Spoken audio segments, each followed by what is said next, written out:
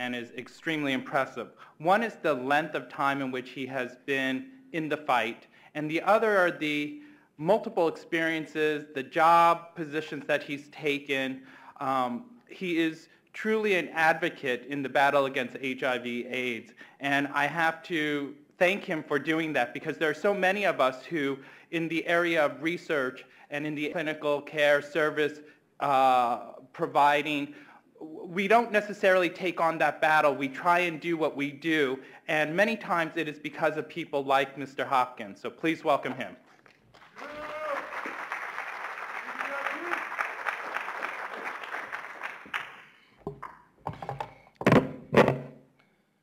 Okay.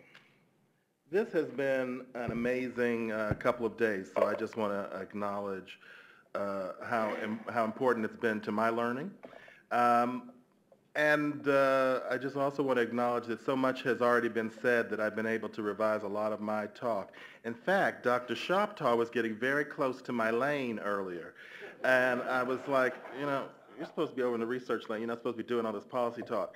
But he laid out such a strong rationale for the economic challenges that we face that I'm really not going to go into a lot of that component of what I was going to talk about. What I think is really an interesting thing to maybe bring into the room to foster some discussion after I finish is the resiliency of the community, black and gay, and the ways in which we have been able to learn from some of our mistakes in the past, but still not quite get it right. And so I'm not going to go all the way back, but I just want to go back to 1997 when we had another time in our history when we had some strong people, African Americans in power. So Helene Gayle was at the Bureau at CDC and held a consultation with a number of African American leaders in Atlanta, where she released data that showed, you know, for the first time in the epidemic, we were now absolutely the majority of the epidemic, even though we were 12% of the population. And the members of the African American community in the room said, stop the horses, this is not going to fly. What do you plan to do about this? Of course, there was no plan. And so that began a whole series of wheels rolling, which ultimately resulted in Maxine Waters, who was then the chair of the Congressional Black Caucus, holding hearings on the Hill, convening a series of sessions with the Clinton administration at the time, ultimately resulting in an appropriation through the Congress for what has been called the Minority AIDS Initiative. I was involved in that process on the back end after all those guys came back from Atlanta and there was a process on the Hill. I was called by my representative's office, Nancy Pelosi. She was a member of that appropriations subcommittee at the time. And this was laid out and we had a conversation about it. So there were black gay people involved in the conversation about that money. But guess what? When the language came forward for the appropriation of the money, we were not able to successfully get our language in the bill. It wouldn't fly. And so we had to make a choice. Do we take the $156 million, or do we blow up the process and potentially not have any money for the community? And that was a serious conversation that a number of us had. Which do we do? Is there a way down the road in regulatory processes inside HHS to get our needs met, or do we stop the train? And like the good Bayard Rustins that we are, we decided that the overall community was more important, and we moved ahead and tried to make things work for our benefit down the road. Now, there was some money that was appropriated to black gay people in that process. The CDC had a national process that they convened that was designed to create program and capacity building support for black gay organizations. But I would suggest to you that that was not successful. And in hindsight, what I can say about it is it was not well thought out, it was not well planned, and the institutions that were put in charge of the process clearly didn't have the capacity and the wherewithal and the trust within the community to actually make it happen. And so that was a failed attempt. So what did we learn from that experience? We learned never again do we move forward with a process where we're in the process but not able to be articulated in the language that's moving forward. Because let's be real about it, even in 1997, amongst the black people who were now the majority, black gay men were certainly the majority of that component. And so there was really no, that was a failure, in my opinion. That was a failure, and I participated in that failure. The money is about $400 million now. It's all at risk in this new series of budget cuts, in part because it never did what it was supposed to do. These were resources that were initially designed by the Congressional Black Caucus to provide capacity building and infrastructure support to black institutions. We knew we had any number of community-based organizations that had access to the population, but they never really had the wherewithal to compete effectively for the grants. They didn't have development departments. They didn't have grant writing teams. They didn't have the resources to pay grant writing teams externally. There were all sorts of things institutionally that they needed. And these were the resources that were always designed to shore those agencies up, to sort of put them through a process that they could then graduate from, that then would allow them to compete effectively over time.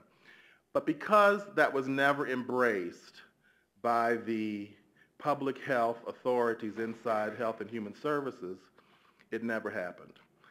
I'm going to fast forward to say that the next opportunity that we actually saw for ourselves as black gay men was in 2005. When the CDC released an MMWR that showed 46% of the black gay men in 5 cities were HIV positive, and of the 46%, 67% did not know that they were at risk. And so once again, we went to the CDC leadership. What's your plan? There is no plan. And so this time, instead of sitting back and deciding that we were going to go with the flow, we turned the table over. And we said, it will not happen. You will hold a consultation. There will be a plan. So on Katrina weekend, the same weekend that the winds and waves and hurricane was ravaging poor New Orleans and Mississippi, we sat in the consultation room in Atlanta and had a conversation about what the CDC was going to do about black gay men. And let's remember that even though there's a long road between 1998 and 2005, there's still a lot of hurt feelings and distrust inside the black gay community leadership around what had originally occurred. We were not community. There was still a lot of challenge around how we were going to move forward effectively to impact the epidemic. And out of that consultation, there was an agreement that we would internally go into consultation with each other to create some kind of national advocacy voice that could move our agenda forward. And out of that came the National Black and Men's Advocacy Coalition, which was formed in 2006, and which now has any number of successes to its back. Pushing forward HB 10061, ensuring that there was a black PI, ensuring that Carl Diefenbach at the Division of AIDS at NIH is totally supportive of a black gay research agenda. We are invested and engaged at every level of the government at this point. One of the important things that we're engaged in, the reason we can be so engaged, is we don't take any federal money. Our position is we want to be completely and totally outside of any kind of potential conflict, because we really plan to hold you deeply accountable for what you do. So that was a very exciting process. It is moving forward. The National Black and Men's Advocacy Coalition is successful, but it also still has the same internal conflicts. What are some of them? If you're a black gay man who works at an agency that's not of the black gay community, are you credible? Once again, that positioning conversation. If you are providing services to black gay men, but the services are provided in an agency that's not indigenous to the black community, are they culturally credible? These are conversations that we're having today in 2011, that we were having in 1997, that I'm sure we were having whenever that they started. There's not been a resolution. No one has actually created the space to go in and shut the door and have some kind of facilitated conversation about what that's about. There's still this interest, for some reason, to delegitimize people based on who they are, where they are, how they are. And so one question to all of you is, how do we move forward and end the epidemic if we're still there? And we are still there. I'm going to take you forward now to the National Black Clergy Conclave in 2009. Wonderful group of black ministers from the traditional black community and the not so traditional kind of mega church community decided they were going to get together to address HIV/AIDS. Doctor was in the room and gave a wonderful presentation along with other luminaries like Benny Prim.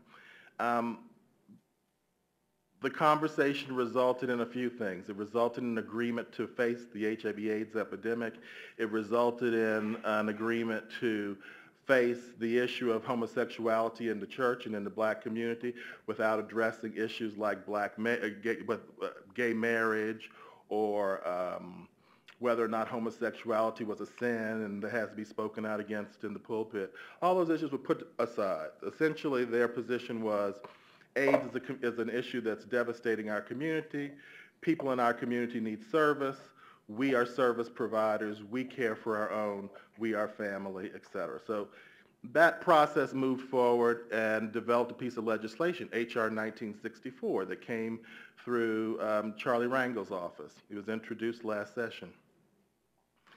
Why didn't it go anywhere? You know, you ask yourself, well, what could be more perfect than to have the biggest black clergy members in the country? And I'm talking Calvin Butts, T.D. Jakes, Creflo Dollar, Eddie Long, all of the people who needed to be in the room were in the room. Why didn't it go anywhere? Well, the first thing that happened was, unfortunately, they discovered, and I'm going to be very blunt about this, I think, they discovered that many of the regulations that they wanted to write that would require resources to be targeted to the to the church were either already in statute, meaning that they could not be denied, or there was just no way to target resources directly to black churches in the way that they had hoped there would be. And so a few people fell off that boat then. Then you had a number of folks who had some personal issues. And I would, I don't need to go into, these are all Googleable. But there was a series of them from, Bishop Jakes to Congressman Rangel, which completely derailed the process. So once again, black community coming together, converging, consensus, power, we're moving forward, nothing is going to stop us, until the New York Times put out that story, a series of stories about Congressman Rangel, and before the AP put out the story about Bishop Jakes' son being caught in the Dallas Park, soliciting a policeman. Those two things, I would argue, completely derailed a process that was designed to promote and empower the entire community nationwide. Most of you probably don't even know anything about that. It's okay. But, I believe that if we're going to talk about the policy issues that affect the black community, the things that have been done, I don't want people to believe that we've been in the epidemic all this time and not doing things. Things have been occurring. And quite frankly, part of the reason that I have not engaged in a lot of those kinds of things over time is because we're so busy trying to keep the money on the table.